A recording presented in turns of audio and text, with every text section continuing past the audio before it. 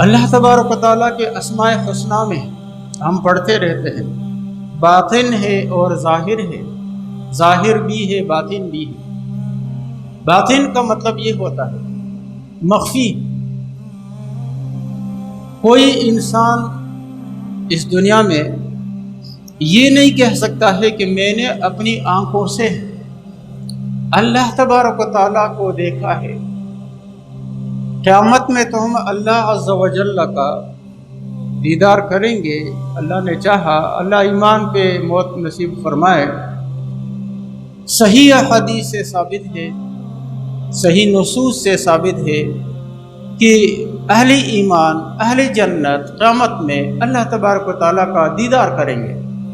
لیکن اس دنیا میں کوئی شخص ایسا نہیں کہہ سکتا کہ میں نے اللہ تبارک و تعالیٰ کو اپنی ان آنکھوں سے دیکھا ہے، یہ کوئی نہیں کہہ سکتا۔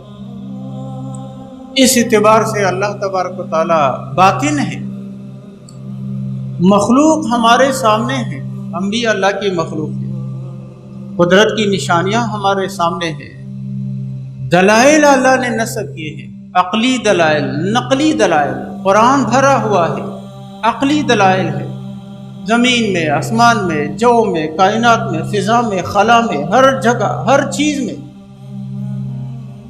اللہ تبارک و تعالیٰ کی قدرت اور وحدانیت کی نشانیاں ہیں۔ لیکن ان نشانیوں سے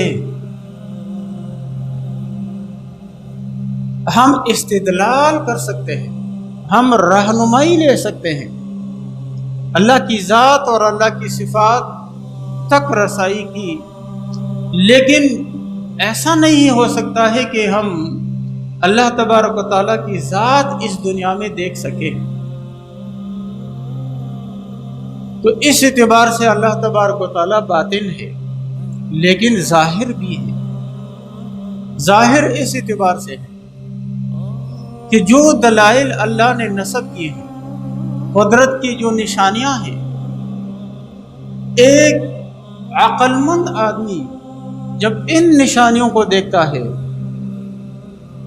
یہ کھلی نشانیاں ہیں، اللہ نے ان کو آیات بینات سے تعبیر کیا ہے، کھلی ہوئی نشانیاں ہیں، انتہائی واضح نشانیاں ہیں، تو کوئی شک اور شبہ نہیں رہتا ہے اللہ تبارک و تعالیٰ کی وجود اور قدرت اور سلطنت میں اور وحدانیت میں۔